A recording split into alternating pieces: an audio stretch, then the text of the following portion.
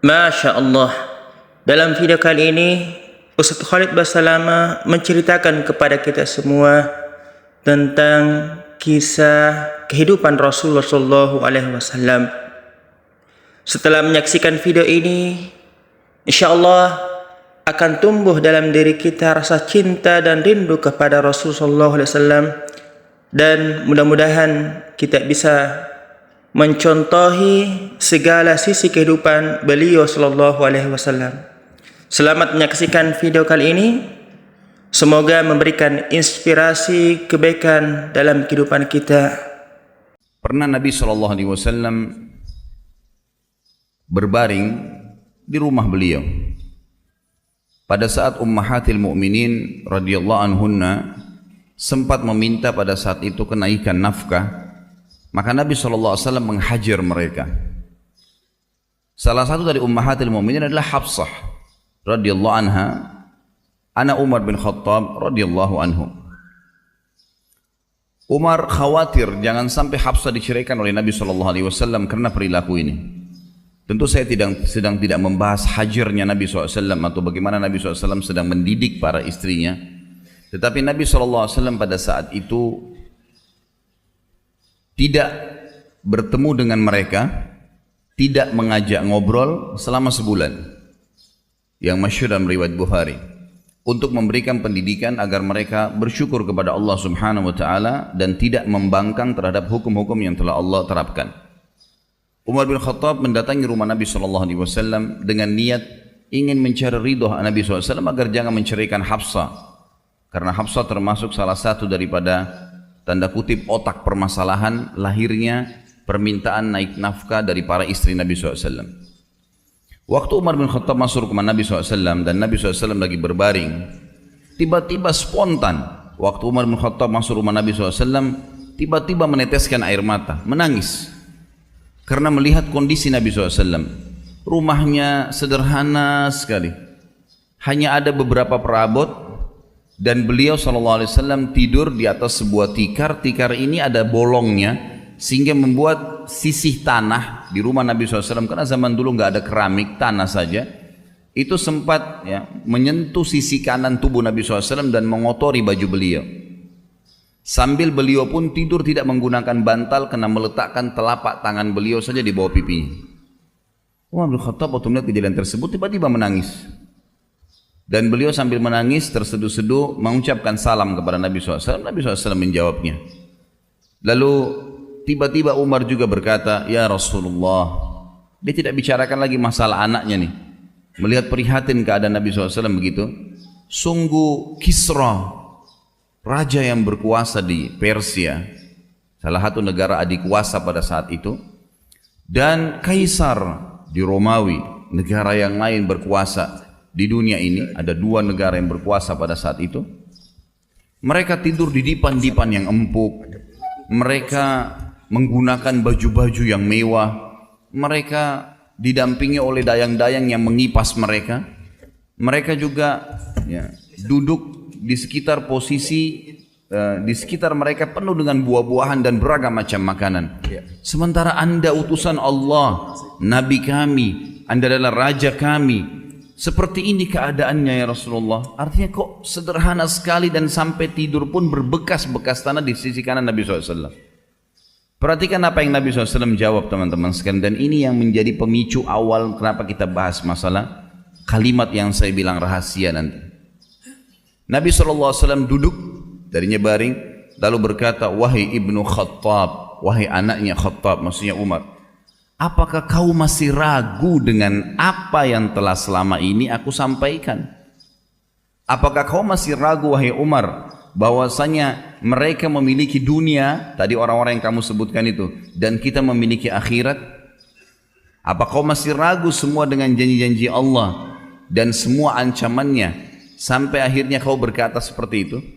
Ketahuilah wahai ibnu Khattab, Islam ini akan sampai ke seluruh pelosok muka bumi ini, baik dengan kemuliaan atau dengan kehinaan. Maksudnya akan masuk Islam orang yang mulia, dan yang menolak pun akan dengan terhina masuk ke dalam Islam. Akan masuk akhir zaman nanti seperti itu. Ini kurang lebih pemicu awal kisah ini.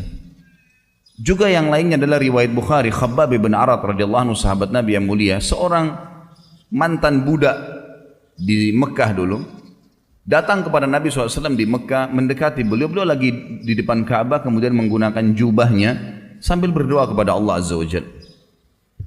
Khabbab bin Arat waktu itu baru saja selesai disiksa. Tahu bagaimana bentuk siksanya orang-orang Quraisy kepada Khabbab? Luar biasa. Kisahnya adalah bagaimana kita tahu luka dan sakitnya Khabbab radhiyallahu anhu ini waktu di zaman khilafahnya Umar bin Khattab. Saya akan kembali ke kisah tadi. Umar bin Khattab waktu jadi khalifah sempat bertanya kepada Khabbab, wahai Khabbab, siksaan apa yang paling menyakitkan bagi kamu yang dilakukan oleh Quraisy? Khabbab nggak ngomong apa-apa. Beliau mengatakan, inilah Amir Mukminin. Dibuka bajunya, jadi tulang belakangnya Khabbab dari leher sampai ke tulang ekornya, di sebelah sisi kirinya itu ada lubang yang dalam sekali, dari atas sampai ke bawah. Lubang yang dalam yang kalau dimasukkan telapak tangan bisa masuk. Dalam, berwarna merah kehitam-hitaman seperti luka bakar. Dan ini sudah berjalan sekian tahun ini, sudah sekian belas tahun terjadi ini. Umar bin Khattab itu langsung menangis.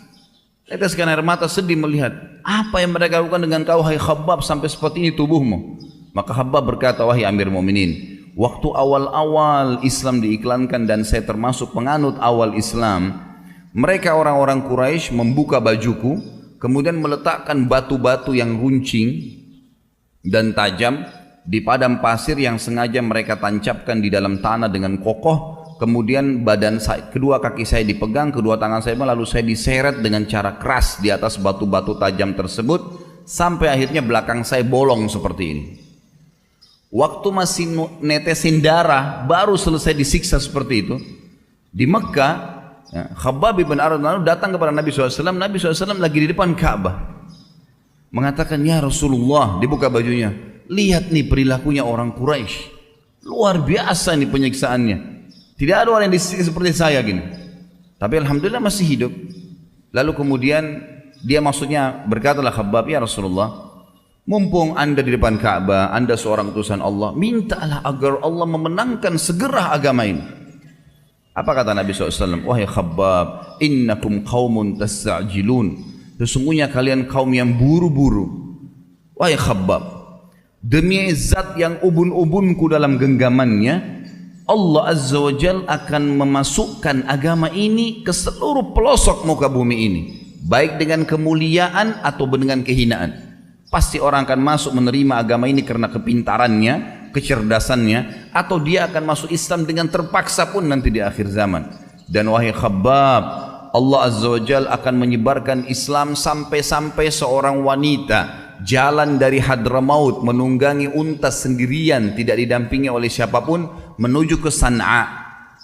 Hadramaut sebuah wilayah di Yaman, jaraknya dengan San'a mungkin kalau saya tidak salah sekitar 600 km.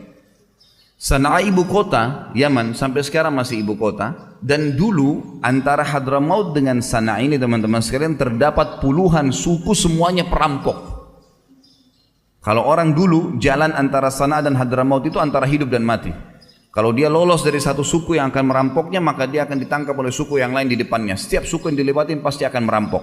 Dan tidak ada yang selamat antara dua wilayah ini. Nabi SAW berikan contoh, wahai Khabbab, nanti akan tiba Islam masuk ke seluruh jazirah Arab, seluruh dunia ini, sampai-sampai karena tersebarnya Islam itu, seorang wanita jalan dari Hadramaut sendirian menunggangi unta ke San'a.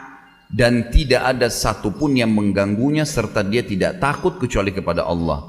Kata Khabbab, demi Allah saya menyaksikan sendiri. Ya, karena Khabbab hidup sampai di zaman Nabi, zaman Umar bin Khattab, zaman Khulafaur Rasyidin. Maka kata Khabbab, demi Allah saya menyaksikan apa yang Nabi SAW ucapkan itu. Wanita jalan dalam kondisi tidak ditemani, ya, jarak yang begitu jauh tapi aman, tidak merasa apapun.